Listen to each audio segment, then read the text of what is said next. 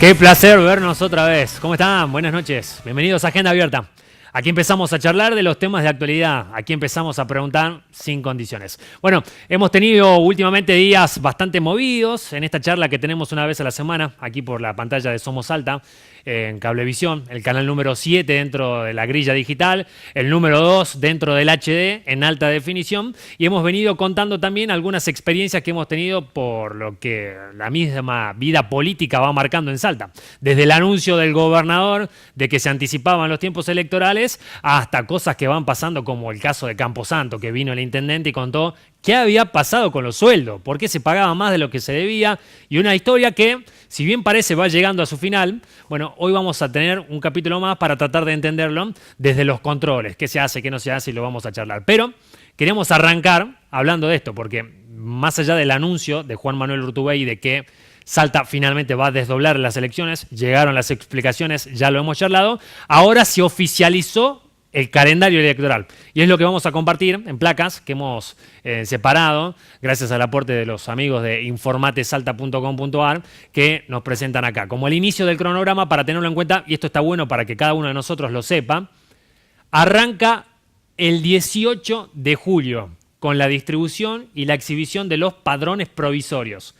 Estaba previsto que se arranque antes, pero como corrimos las elecciones y vamos a ser uno de los últimos en votar, los salteños, entonces los tiempos también se corrieron.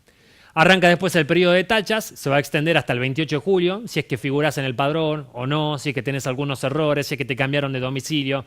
Bueno, el plazo para la concertación de alianzas de los frentes va a expirar el 7 de agosto y el 12 de ese mes será el plazo para la asignación de colores, o sea, en agosto. Falta mucho todavía, estamos terminando abril, nos queda mayo, junio, julio y será agosto, tenemos 4 meses por delante, el 17, para que las fuerzas políticas deban presentar sus listas de precandidatos. Y hasta acá muchos de ellos preferían evitar hablar de candidaturas porque están definiendo qué es lo que van a hacer. Hasta agosto hay tiempo todavía. ¿Qué tenemos que saber nosotros? Las fechas para las primarias abiertas, simultáneas y obligatorias. Todas estas son fechas de elecciones provinciales. El 6 de septiembre se aprueban ya los padrones definitivos, ya se sabe qué cantidad de gente va a estar habilitada para votar. El 21 de septiembre, después de la fiesta del Milagro, la publicidad electoral podrá comenzar a emitirse. Y por esta pantalla, y lo van a escuchar por la televisión y por la radio, a partir del 21 de septiembre, el desfile de spots publicitarios con los candidatos contándonos por qué los tenemos que elegir.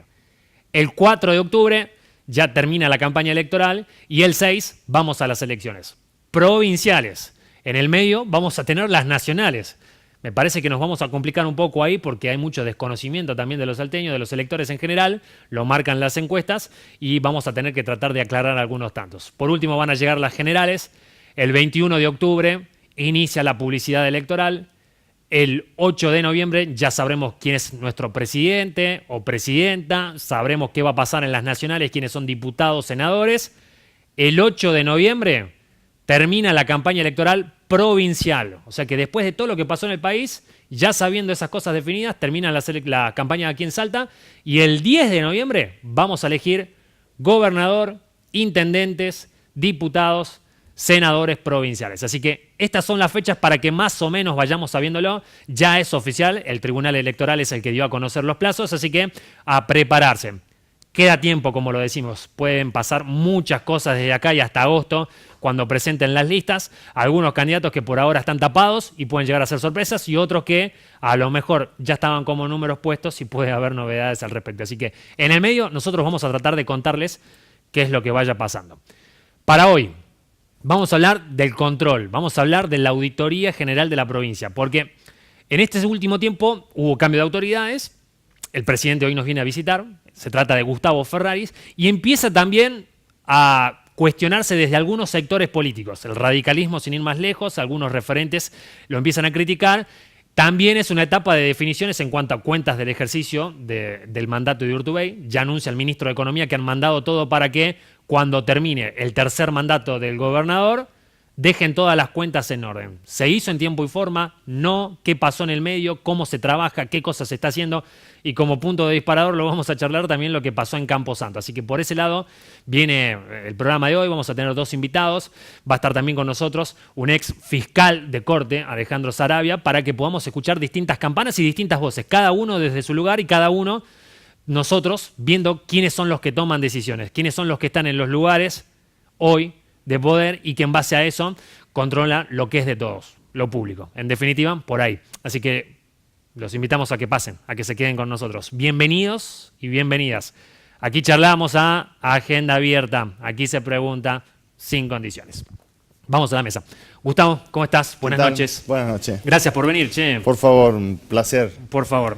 ¿Cuánto tiempo llevas ya de presidente en la auditoría? Venís con un tiempito más, digamos, pero como presidente del cuerpo. Como auditor hace 2 años y como presidente menos de 10 días. Está bien, bueno, nuevo, llegado, digamos, aunque en la tarea ya conocido un poco más. ¿Cómo es el proceso de elección de las autoridades? Bueno, tiene un proceso interno de elección. Son 5 los auditores que en estos momentos trabajan en la auditoría. Entre ellos se elige, digamos, es una elección entre pares. Duran 2 años y medio en el cargo y pueden ser reelectos, obviamente, con el mismo procedimiento. En síntesis, es un trabajo interno, algo que se venía conversando, se venía dialogando. En su momento se creyó oportuno cambiar las autoridades, cuestiones de improntas personales, de distintos caracteres que uno le puede imprimir a la gestión. Bueno, motivaron que hoy estemos acá en esta función. Está bien. Bueno, y justo en estos días se está debatiendo en la Cámara de Diputados un proyecto que presenta Matías Posada, si no me equivoco, para cambiar la forma de elegir a los auditores. Que sea como por voto o por otro sistema. Sí, la Constitución de la provincia habla de una comisión que trabaja en el ámbito de la Cámara de Diputados, que es la comisión que se lleva a cabo todas las acciones de control. Sí, no lo conozco bien en detalle al procedimiento. De todas maneras, siempre es saludable que las cuestiones sean siempre reformadas por ley, así que la discusión en el ámbito de la Cámara de Diputados, por sí o por no, por este o por aquel sistema, siempre es bueno y saludable. Siempre hay que tratar de mejorar. Las instituciones muchas veces quedan un poco atrás por lo vertiginoso que resulta la realidad. Sobre este tema también nosotros hemos pedido, en ocasión de remitir la cuenta general del ejercicio, la actualización de la ley de administración financiera. En síntesis, siempre son buenas las discusiones tendientes a mejorar los sistemas. Pero le falta más democracia, digamos, a la elección de autoridades. No, falta no, más, bajo ningún punto de vista. Más participación, digamos, de la gente. Insisto, no lo conozco en detalle el proyecto. Pero ¿cómo funciona hoy la auditoría? No, en cuanto a la elección de las autoridades, desde mi punto de vista, me parece que funciona correctamente en cuanto a la forma de elegir, en cuanto al tiempo que dura en el ejercicio del cargo de la presidencia. La designación de los auditores es un procedimiento distinto, en el cual sí es un procedimiento más complejo, en el que entran en el Senado de la provincia, digamos, es una cuestión similar a los jueces de corte, por ejemplo. Bueno, y ahí lo que se cuestiona es que no están representadas todas las voces, que a lo mejor la oposición no llega a ocupar esos lugares de auditores. No sé por qué, no sé si lo dice el proyecto o se dice en el caso concreto. Si se refiere a la presencia mía, yo claramente he llegado a la auditoría de un sector opositor, el gobierno del doctor Urtubey. He podido trabajar estos años perfectamente, por lo tanto ese condimento político, esa sustancia política no tiene ningún tipo de injerencia o de influencia en el quehacer diario de la auditoría. Insisto, habrá que ver cuál es el sentido. La representatividad de los partidos políticos sí es muy importante. Eso hay que remarcarlo. Si el proyecto del doctor Posada atiende a esto, en buena hora, insisto, que se debata sin conocer los detalles y es el ámbito de la Cámara de Diputados, el ámbito propicio para eso. Bueno, y me gusta que lo podamos charlar porque a veces se escuchan voces distintas y a veces no tenemos tu campana. Sí. Vos hablabas del condimento político. Muchos dicen, bueno, llegó por el sector del romerismo y ahora dicen, bueno, se alió Urtubey y Romero en estas cuestiones electorales y por eso Ferrari vuelve a la presidencia. ¿Cómo se explica eso? La verdad que no puedo explicar algo de lo cual no tuve ni participación ni me consta. Lo que sí yo le puedo decir claramente es que yo en el año 2015 he trabajado políticamente en el sector del romerismo. Y así he llegado a la auditoría. Todas las vicisitudes y las distintas variables de negociación política a mí me escapan completamente, no me constan, pero insisto fundamentalmente, en el ámbito de la auditoría hay representados distintos partidos políticos, si de sustancia política estamos hablando, ¿no? Pero bajo ningún punto de vista eso ha condicionado mínimamente. El trabajo de la auditoría es un trabajo muy técnico, las tareas de campo las llevan a cabo profesionales que acceden por concursos a su cargo. Por lo tanto, insisto, no existe margen de discrecionalidad para que el condimento político direccione o no un trabajo, una tarea de campo, una auditoría determinada. Para saberlo, me dijiste en el 2015 llegaste por el romerismo. ¿Hoy estás ligado a ese sector político? Totalmente, sí, totalmente, me identifico completamente. Los que me conocen y me han visto trabajar en política dan fe de esto, pero más allá de eso lo da mi conciencia y mi forma de pensar. Bien, bueno, ya vamos después a retomar este tema, pero quiero hablar de lo técnico y de lo específico. Sí. Uno de los disparadores fue lo que pasó en Camposanto. El intendente vino para acá a visitarnos la semana pasada y nos contaba un poco cómo había sido el proceso y de dónde surgió la confusión, que se estaban liquidando mal los sueldos. Ahí la auditoría, ¿qué papel juega? Sí, estuve hablando, se puso en contacto conmigo el intendente para pedirme expresamente que lo vayamos a auditar. Gracias a Dios la auditoría de la provincia trabaja con un plan de acción anual. Este plan de acción anual se sanciona a inicio de cada uno de los años y de la lectura de ese plan de acción se puede vislumbrar o se puede adelantar cuáles son los municipios y los entes del Poder Ejecutivo centralizados o descentralizados que van a ser auditados. Está previsto para este año una auditoría contable en el municipio de Camposanto. Ahora bien, es importante destacar de que la intervención de la auditoría es siempre posterior y externa, tal cual lo prevé la propia Constitución de la provincia. ¿Esto qué significa? Que nosotros auditamos presupuestos que ya han sido ejecutados o presupuestos vencidos. Sí, no obstante, según lo que me comentó el intendente, esta es una situación que se venía dando en el tiempo. Habrá que determinar que si estamos en presencia de presupuestos ya ejecutados o ya vencidos, sí podrán ser objeto de auditoría por parte de la provincia en el transcurso de este año. Más allá de eso, siempre hay que tener cautela, porque en definitiva la auditoría no es el celador de los intendentes en cuanto que van y controlan qué es lo que hacen. Los municipios son esencialmente autónomos, somos respetuosos de las autonomías municipales, no juzgamos oportunidad, mérito o conveniencia de hacer esta obra, de hacer aquella obra, de aumentarle el sueldo. Nosotros tomamos como principio rector todos los presupuestos de los municipios. Ese es un poco el punto de referencia al cual nosotros nos debemos remitir. De manera tal que si el presupuesto prevé que determinada partida se ejecute determinada cantidad de dinero y si las contrataciones se hacen en base a las normas legales, como por ejemplo una licitación pública cuando corresponda, una contratación directa cuando corresponda, hasta allí llega el control de la auditoría. Está bien, en este caso generó mucha indignación del vecino común, digamos, del ciudadano, que dice, che, a nosotros nos cuesta ganar el mango y acá le pagan el doble o el triple a un empleado judicial. Indudablemente. Municipal. Ahora, ahí vos no podés, como auditoría, salir a decir, che, hicieron mal las cosas, estaban mal calculados en base a lo que tenían presupuestado. Sí, sí, por supuesto que todas esas cosas se pueden hacer mediante una auditoría de legalidad en donde se controla la forma de cálculo de ese tipo de cuestiones. Pero insisto, no hay que apresurarse, no hay que adelantarse, vamos a estar presentes, insisto, hasta por propia iniciativa del intendente, pero también por propia obligación de la auditoría que tiene a su cargo el control de todos los municipios, así que indudablemente vamos a ir y vamos a contratar los extremos que se están investigando. Bueno, el intendente nos decía, che, vienen cada 2, 3 años porque no tienen gente, pero te propongo que lo escuches, es un fragmentito 50, 60 segundos de lo que decía Mario Cuenca cuando estuvo visitándonos la semana pasada, de cómo es la relación que tienen los municipios con la Auditoría General de la provincia. La auditoría de la provincia por ahí van cada 2 años, cada 3 años, son 60 municipios y me imagino que por ahí la auditoría no tendrá personal, no sé. Bueno, pero te dejan librado 3 años para que vos hagas lo que quieras, ¿no? Tampoco debería funcionar por eso, así. Claro, pero por ahí no te tocan eso, porque calcula por ahí va una auditoría y no específicamente va a los sueldos, por ahí va el movimiento de cheques y todas esas cosas. Hay que ver de qué manera y cómo es la auditoría por parte. Yo ojalá que vaya la auditoría y que puedan auditar todo el municipio y que audite principalmente esto del problema. Ya al Ministerio Público le estamos informando y bueno, seguramente, y el diputado Reyes que se quede tranquilo. Lo de él era una pinturita, funcionaba como un reloj, 80 y pico de denuncias penales. Bueno, aprovechaba ahí, tiraba un palito para el diputado opositor, pero bueno, al margen de eso, dice, cada 2 o 3 años aparece la auditoría. ¿No es mucho tiempo quizás que pueda pasar un desmanejo, a lo mejor, una irregularidad, hasta que la auditoría lo detecte? Marca, bueno, estas declaraciones marcan uno de los puntos a mejorar que tenemos nosotros.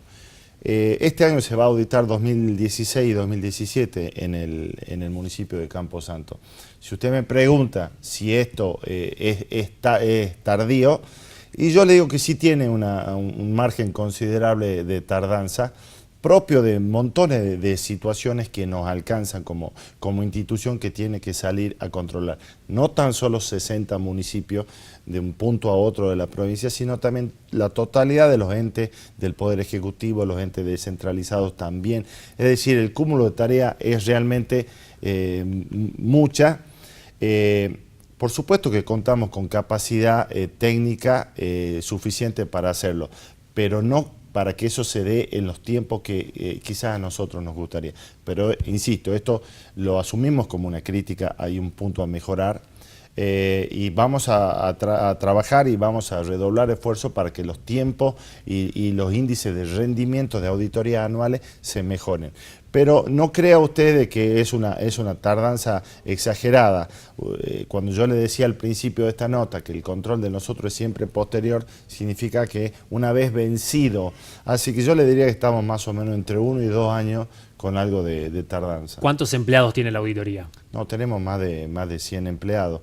Esto significa contadores, tenemos ingenieros, tenemos médicos, tenemos abogados, porque las posibilidades de auditoría son amplias. Auditorías de legalidad, podemos ir a verificar obras, necesitamos ingenieros que vayan y digan si esta es la obra que se licitó, esta obra tenía determinados requerimientos técnicos, se cumplieron. Es decir, es un trabajo bastante minucioso, llevan su tiempo los informes, tienen participación de los entes auditados, o sea que pueden ejercer su derecho de defensa. Es realmente bastante profundo los análisis que hacemos. Está bien, y planteando un escenario posible sin tomar este caso puntual para que no haya un prejuzgamiento, pero ¿qué puede pasar si se detecta que finalmente a lo mejor fue intencional o hubo la irregularidad y cometieron el error? Esto lo comento en términos generales, cuando se detectan irregularidades, la auditoría de la provincia formula observaciones y recomendaciones, ¿sí? Cuando la sustancia de esas observaciones podrían llegar a constituir algún tipo de conducta delictiva, ponemos a consideración del Ministerio Público Fiscal a los efectos de que ellos son los que en definitiva ameriten la existencia o no de una conducta que pudiese ser objeto de una investigación penal. No es un ámbito que nos corresponde bajo ningún punto de vista, pero sí tenemos la obligación de hacerlo, es una obligación constitucional que tenemos y que se hace en numerosos casos. ¿Se ha dado ahora alguno? Se ha dado con el tema de Pichanal, previamente a esta situación de Campo Santo, también ha estado un poco en el tapete la función de la auditoría en el municipio de Pichanal. Y en ese momento se ha explicado claramente los años que han sido auditados, las denuncias penales que se formularon, inclusive en el transcurso de esta semana está saliendo, de hecho ya salió una nueva auditoría sobre el municipio de Pichanal, es decir, se hace el trabajo y constatado que fuera alguna situación que pueda exceder una mera observación administrativa financiera, corremos vista a la autoridad penal. Está bien. Algunos intendentes lo dicen, por lo bajo, no quieren decirlo públicamente, que la auditoría funciona también a veces para apretar, entre comillas, a los intendentes. Esto que a veces no tienen personal para 2 o 3 años, entonces, che, ¿para quién juega? Entonces vamos y le hagamos la auditoría para ver si le podemos sacar algo sucio o algo a encontrar. ¿Funciona como en algún momento se lo comparaba con la FIP a nivel nacional, de que vos sos crítico al gobierno oficial, vamos y te caemos con la auditoría? Esta pregunta me da pie para explicarte un poco cómo funciona la auditoría. Somos 5 los auditores, decía al inicio. 4 auditores tienen repartidas las tareas de campo, del área 1 al área 4. Esto significa que los municipios y los entes del Poder Ejecutivo están repartidos, preasignados a cada una de las áreas. El auditor presidente termina suscribiendo los informes definitivos conjuntamente con el auditor del área. ¿Qué quiero explicar con esto? La presidencia no lleva a cabo tareas de campo, o sea, no dice vamos a hacer acá, vamos a ir allá. He referido recientemente el plan de acción anual. Es el plan de acción anual. Nosotros en el mes de enero firmamos una resolución donde aprobamos, por lo tanto, absolutamente todos los municipios y los entes saben si ese año se le va a auditar, qué periodo se le va a auditar, qué tipo de legalidad se le va a auditar. Puede ocurrir que en el transcurso del año sea necesario, por determinadas razones, la inclusión de nuevas auditorías. Se hace también. Pero descarto de plano absolutamente la posibilidad que vos me planteás en la pregunta, porque también lo dije al principio, no existe ningún tipo de condimento político en ese tipo de decisiones o de direccionamiento. Las tareas de campo las llevan a cabo la totalidad del personal profesional con que ha accedido a los cargos por concurso. Por lo tanto, desde ese punto de vista, darle la tranquilidad a absolutamente todo interesado de que esas situaciones no ocurren. Bueno, estuviste en la Cámara de Diputados, te Sí. citaron algunos legisladores. Me cuentan que estuvo bastante picante. ¿Qué pasó ahí? No, hubo un diputado que sí, que planteó este tema de la representatividad política. Sí, Héctor Chiván, el sí, y radical. alguna otra cuestión, pero insisto, fue picante porque, y creo que está bien, si hay un lugar que debe honrar el diálogo, la disidencia y las diferencias, precisamente la Cámara de Diputados. Bienvenido que así sea, bienvenido que las cosas se digan frente a frente en una mesa de trabajo, porque eso intentó ser. Acá no había ningún pedido de explicaciones, ni de informes, ni de nada. Fue un requerimiento que nosotros le hicimos a los diputados de querer ir a visitarlo y a contar, así que bienvenido que sean todas las diferencias. Se le explicó las dudas que esta persona tenía, hablaba de si habíamos detectado hechos de corrupción.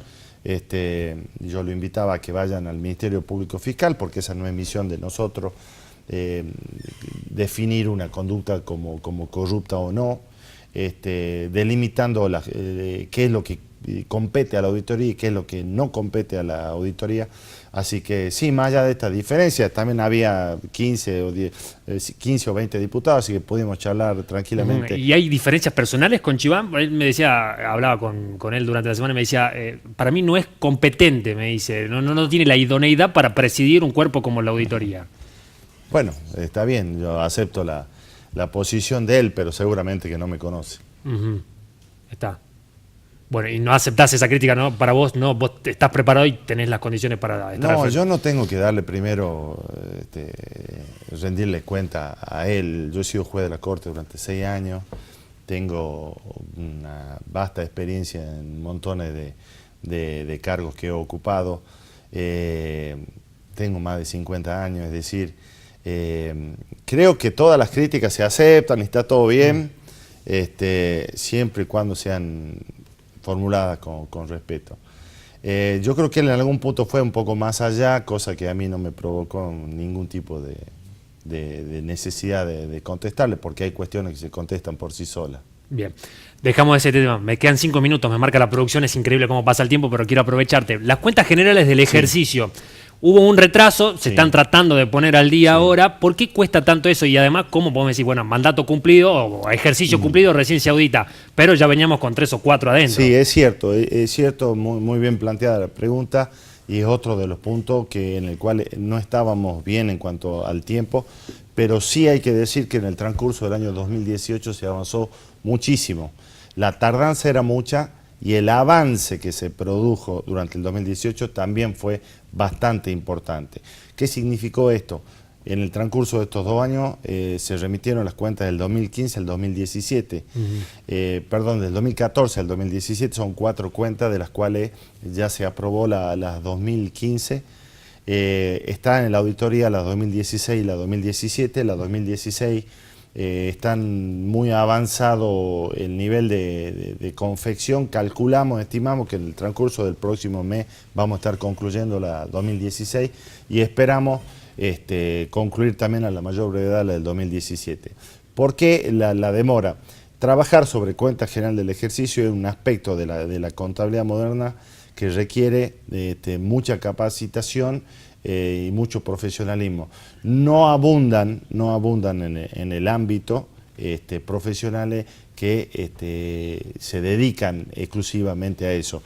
En la auditoría claro que los tenemos, pero evidentemente no en la cantidad que nos gustaría. Pero tenemos el compromiso, primero que es una obligación constitucional que la asumimos y que la vamos a concluir debidamente, en el sentido de permitir al gobernador que cuando se retire una vez cumplido su mandato, podamos avanzar en la terminación de la remisión a la Cámara de Diputados de las cuentas generales del ejercicio. Que se lo haga rápido no se quiere decir que se haga la vista gorda. ¿Encontraron No, algo? Bajo ningún punto de vista. Bueno, en la de 2015, que fue la que ya remitimos, hemos hecho un sinnúmero de observaciones a montones de situaciones donde se ponen en el tapete cuestiones que a nuestro entender deberían o ser objeto de reforma o se deberían mejorar. Decime alguna. Y bueno, por ejemplo, todos los procesos de licitación de compra han quedado muy atrás en el tiempo, requieren nueva metodología. Hay una nueva ley de contratación de la provincia que entra en vigencia a partir de mayo. Eso esperamos que nosotros nos permita poder avanzar en esto. Hay que avanzar en cuestiones vinculadas al informalismo. Muchos de los municipios por allí tienen un sistema contable bastante atrasado en el tiempo. Cuando digo informalismo me refiero, por ejemplo, a aquellos municipios que son limítrofes con países vecinos. Muchas veces van y compran Todo esto genera problemas. En algunos casos son cuestiones meramente formales.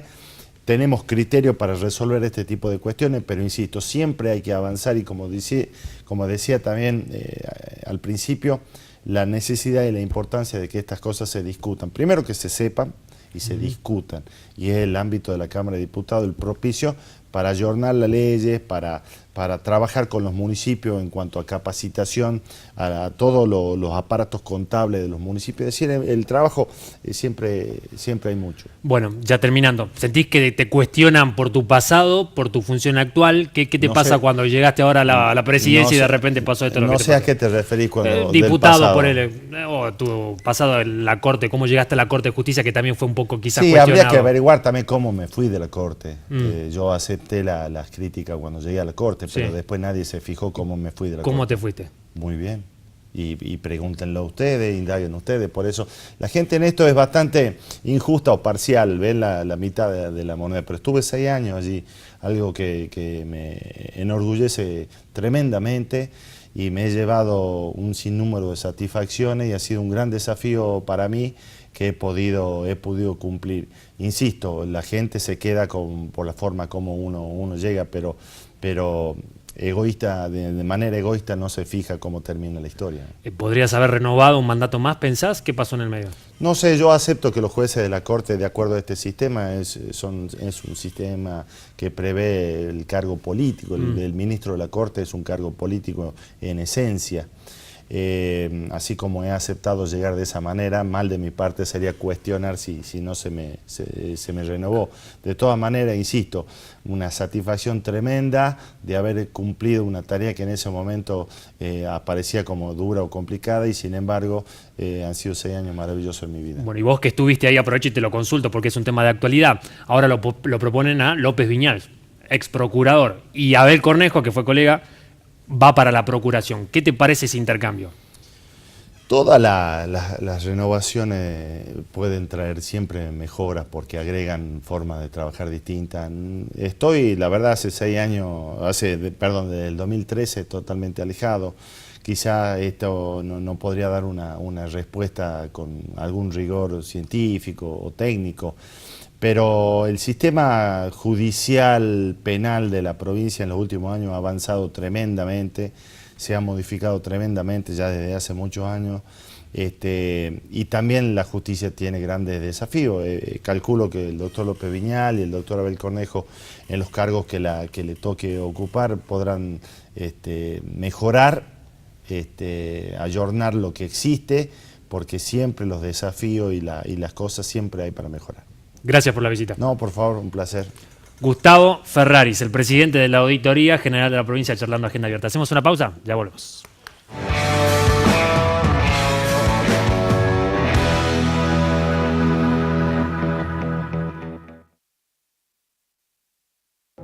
Lo que hicimos en Salta en seguridad.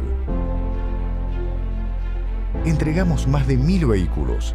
Reforzamos la policía comunitaria. También creamos el Centro de Coordinación Operativa. Logramos la cobertura con cámaras de seguridad en el 96% de las localidades.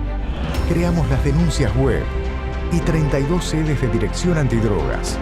Lo que hicimos en Salta en seguridad, lo construimos entre todos. Gobierno de Salta. La mediación es un paso alternativo y pacífico ante un conflicto vecinal, familiar o patrimonial. En el edificio del Consejo Deliberante de Avenida República del Líbano, 990, podés recibir asesoramiento gratuito en causas por alimentos, daños y perjuicios o ruidos molestos, entre otros. Acércate a la oficina del Centro de Mediación Comunitaria, de lunes a viernes, de 8 a 13:30 y recibí más información y asesoramiento. Un consejo cercano a vos. Nos comprometimos a recuperar 278 plazas de la ciudad. Corte de césped, poda, limpieza, caminerías recuperadas, juegos arreglados y pintados. Iluminación. Ya no son palabras, son hechos. Cumplimos. Salta, tu ciudad.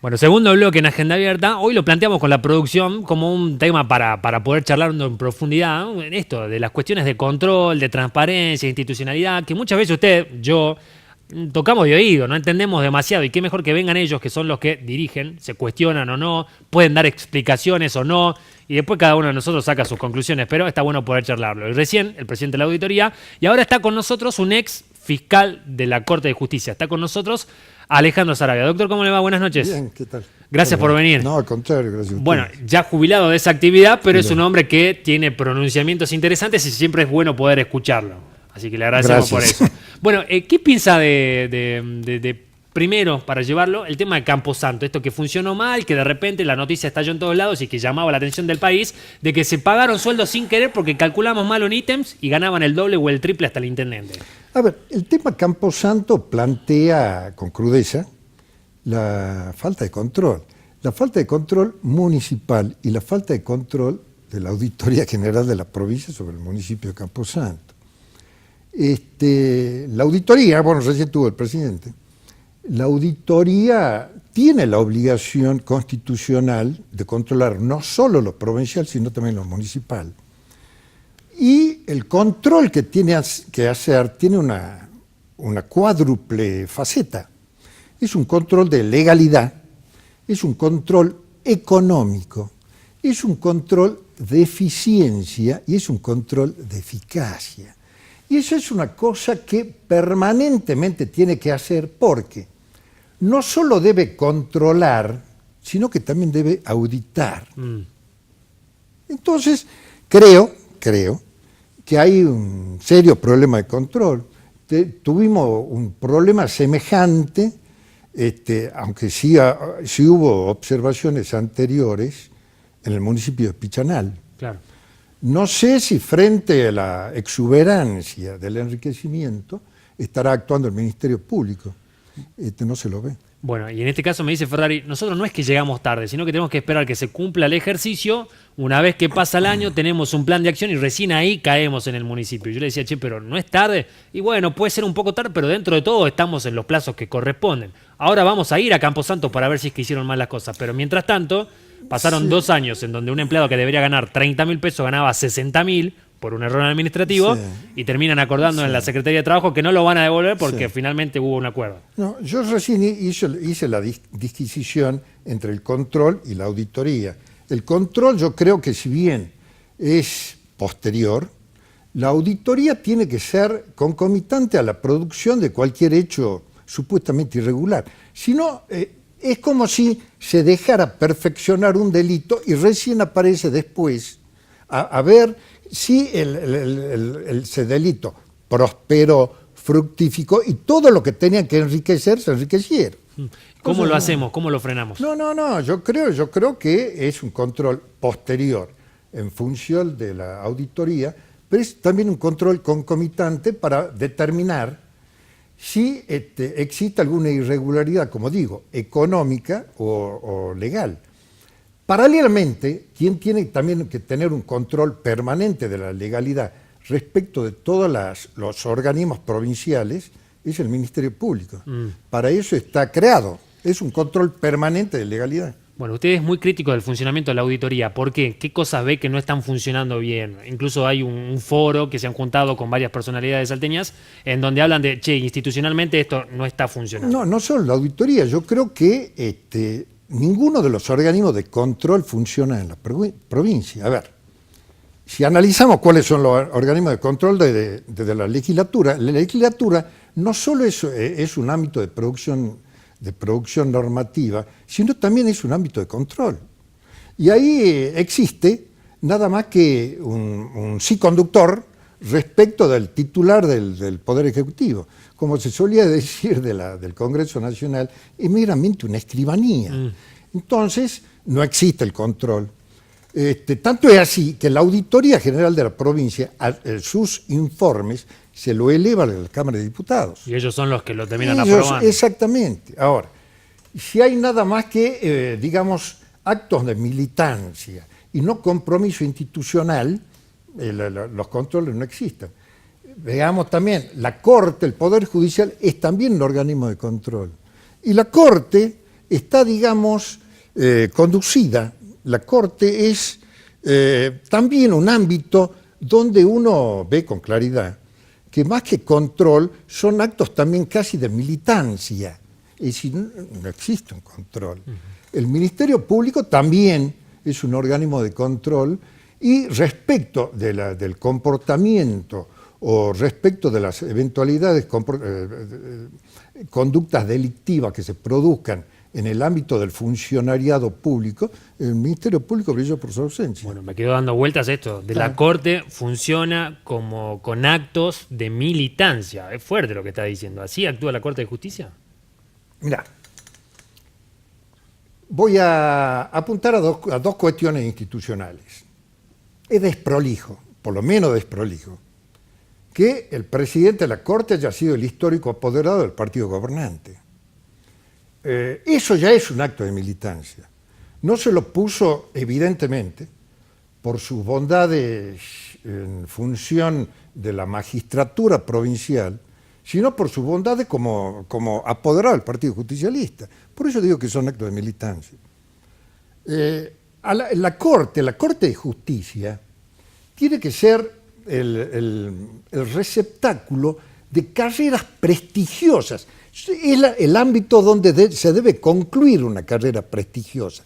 De ahí deviene, de ese prestigio, la autoridad que debe emanar de la Corte de Justicia. Es una autoridad indiscutida. Eso se llama legitimidad. Eso es lo que apacigua, lo que genera la paz social y lo que al tipo que le viene una sentencia en contra dice, bueno, está bien, tiene la autoridad como para sentenciarme en contra. Claro, y hoy los que la integran, desde su punto de vista, no llegan a ese no proceso. Tienen autoridad, no tienen legitimidad, no tienen autoridad. Claro, y bueno, justo se está dando un proceso en el que renuncia uno de los jueces, Abel Cornejo, y se postula uno que venía dentro del sistema judicial, pero como procurador. Como procurador, sí. ¿Cómo se entiende esa jugada? A ver, es también un pecado original, y lo voy a explicar por qué. Nosotros, la Constitución Nacional, tomó el sistema presidencialista de la Constitución de Estados Unidos. En Estados Unidos existe una costumbre nosotros los criticamos, los gringos, sí, hablamos mal de ellos, qué sé yo, pero tienen alguna costumbre que hacen a la estabilidad institucional y el respeto institucional. Una de ellas es que ningún presidente saliente puede designar en el último año de su mandato a un integrante de la Corte. Es un principio que los tipos lo respetan. Ahora, ¿por qué hablo de pecado original? Porque Urtubey se está yendo. Entonces, el enroque, a pesar de las calidades profesionales de las dos personas, porque desde el punto de vista profesional yo le tengo respeto, tanto a López Viñals como al doctor Cornejo, a los dos, pero ya tienen un pecado original. Entonces, si nosotros prolongamos y proyectamos el análisis que hacía recién, en cuanto a que son organismos de control, nosotros tenemos que analizar no solo las bondades profesionales, sino lo que los franceses llaman el cycle du rôle, es decir, la mentalidad para controlar. Si a un organismo de control uno designa a una persona muy capaz, pero que es amigo de quien lo designa, no va a ejercer, no va a tener el cycle du rôle, no va a tener la mentalidad para controlar. Entonces, Mitre, que tampoco es una persona, digamos, con buena prensa histórica en nuestra historia nacional, cuando pone en posesión de sus cargos en 1863 a la primera Corte de Justicia de la Nación, no pone prosélitos suyos, pone gente que no eran de su propio palo, gente que eran opositora a él, y él lo dice en el discurso, para que me controlen, y a través de ese control los derechos y garantías ciudadanos estén bien garantizados. Y para que, lo agrega Mitre, y esto es muy interesante, para que sea controlado también la demasía de los otros poderes, es decir, los excesos de los otros poderes. ¿Por qué? Porque la Corte de Justicia no solo controla, digamos, los litigios entre derechos individuales, también controla el buen andamiento desde el punto de vista de los procedimientos constitucionales de los otros poderes, de la legislatura, del Congreso y del Poder Ejecutivo también. Bueno, y tratando de entender esta jugada, Sí. los dos, pongámoslo blanco sobre negro, digamos, son amigos de Urtubey. Pero ¿y por qué lo saca uno de un lado y lo pone el otro y el otro del otro si los Para dos... ganar 6 años de acuerdo que los dos van a tener a partir de ahora. Es ganar tiempo. Bueno, esto es por el pecado original que recién mencionaba, esto es lo que me hace pensar. Entonces, ¿qué se hace? Ganar tranquilidad por 6 años. Una garantía, digamos. Se cubre la espalda, la retirada. Entonces, pone 2 personas capaces en lugares críticos, en lugares neurálgicos, y dos personas de su confianza, que se prestan a la jugarreta.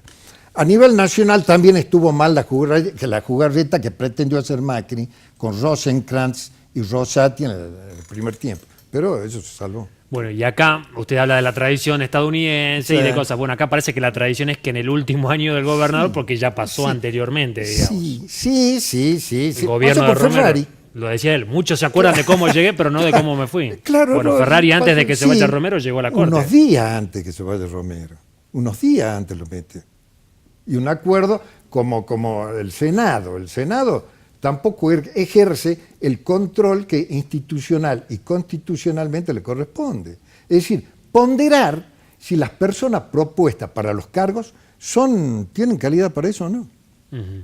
Bueno, ¿y qué le dice el ciudadano común? ¿Cómo se puede solucionar esto? La familia judicial, usted viene del riñón, digamos, estuvo ahí adentro, si bien tiene amplias diferencias, pero, en algún momento eso se puede cortar, puede haber independencia de poderes finalmente, puede volver a funcionar un sistema judicial cuando en la cabeza pasan este tipo de cosas. Mira, yo siempre hago trazo la figura esta. Nosotros podemos tener la mejor constitución posible, las mejores instituciones, pero si nosotros ponemos, por ejemplo, cabeza de esas instituciones a Luis de Lía, las instituciones no van a tener la talla de sus autores, sino que va a tener la talla de Luis de Lía. Entonces hay que ser muy cuidadoso, con las instituciones hay que ser muy cuidadoso. Con ellas hay que tratarlas con sutileza. Se le aplica la máxima aquella de la mujer del César. Tienen que ser y parecer. Hay que ser muy cuidadoso.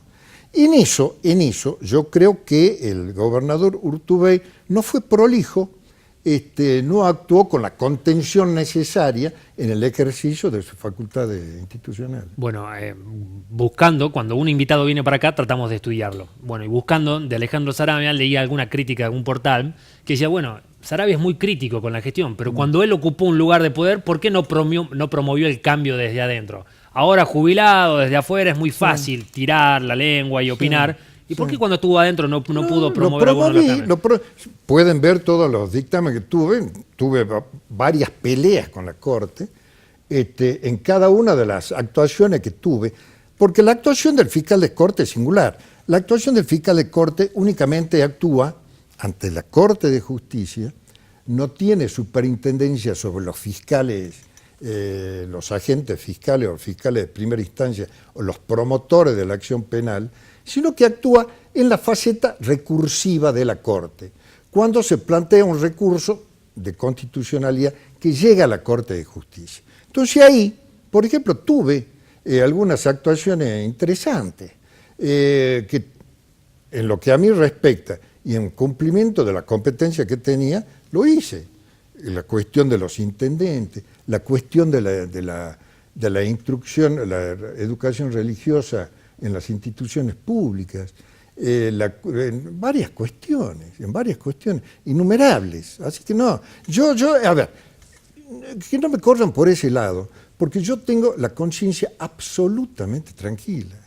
Yo me fui y ejercí absolutamente con mi independencia de criterio, y todos lo saben, es decir, los integrantes de la Corte de ese momento y de ahora, y también quienes fueron los procuradores generales. Yo le pongo la libreta, le doy la lapicera y le digo, bueno, a ver, ¿qué modifica? ¿Qué cambio le hace para que empiece a funcionar bien? Si bien me aclara, por más que yo modifique acá en el papel, en la letra, todo bárbaro, si después el intérprete no lo va a hacer, es lo bueno, que digo, pero en la forma, ¿qué cambiamos? Los argentinos tenemos una gran paradoja. Los argentinos frente a un problema decimos, ahora tenemos que sancionar esta ley. Y después buscamos, una vez sancionada la ley, de qué forma burlarla. No se trata de producción legislativa, se trata, digamos, de lo que podríamos denominar o definir como una conducta virtuosa. Hay que ser virtuoso desde el punto de vista institucional, hay que ser respetuoso y hay que tratar de sembrar algo que no tan usual, que es la ejemplaridad. Hay que tratar de ser ejemplares, de ser virtuosos, ser buenos ciudadanos, nada más. Cambiar las normas, no. Yo le diría a cada uno de los responsables en la designación de funcionarios notorios, como los integrantes de la Corte, los integrantes del Colegio de Gobierno, del Ministerio Público, de la Auditoría General, que tengan una visión institucional y de largo aliento, que no se trata de cubrirse nada más que la retirada, no se trata de eso, se trata de hacer las cosas bien, nada más. Es una cuestión de virtud, de virtud personal, de dignidad. Bueno, ¿y qué pasa con el que llega? Porque Urtubey ya no puede ser más gobernador, probablemente Romero tampoco sea candidato, que andan dando algunas vueltas allí, posibilidades, pero casi que lo descartan. El que venga, ¿con qué se encuentra? ¿Qué provincia es la que va a tener? ¿Qué provincia va a tener? A ver, una provincia desde el punto de vista institucional desordenada, no es una provincia prolija del punto de vista, por lo que estábamos diciendo desde el comienzo. Una provincia no tanto endeudada, porque en función del fallo de la Corte cuando asumió Macri, se limpiaron las situaciones de endeudamiento en las cuales estaban las provincias. Recordemos que el gobernar durante la etapa anterior era nada más que peregrinar a Buenos Aires, hacer el coro y aplaudir y ver si se le libraba el cheque. Desde el punto de vista financiero, no la veo con grandes inconvenientes o inconvenientes insalvables. No diría, como dijo alguna vez el pobre Ulloa, que era una provincia inviable, no diría. Entonces, o sea, en lo económico, tranquilo, en lo judicial o institucional me decís ahí un poco de prolijo. En lo financiero, en lo económico, yo creo que es una provincia absolutamente desaprovechada. Que en la primera parte de la gestión, digamos, de estos 25 años, porque hay un solo régimen político de estos últimos 25 años, el primer gobernador, Juan Carlos Romero, se dedicó a embellecer la ciudad. Entonces, yo siempre digo que Salta tuvo 3 grandes intendentes, que fueron Seferino Velarde, Ricardo Durán y Juan Carlos Romero. Pero fue nada más que un intendente de la ciudad, no fue un gobernador provincial. Entonces, no se aprovechó desde el punto de vista económico toda la potencialidad de la provincia. Tampoco lo hizo Urtubey. Urtubey tuvo la habilidad política de pactar con los intendentes, supuestamente descentralizar, federalizar, como dicen ahora, que es nada más que una descentralización administrativa, pero con una paradoja, por eso hay varios problemas, con una paradoja, sin controles. Descentralizó el manejo de la finanza directamente a los intendentes, sin control. Entonces, tenemos la singularidad, que para mí, es decir, no para mí, es objetivo, que hay muchos intendentes ricos en pueblos muy pobres.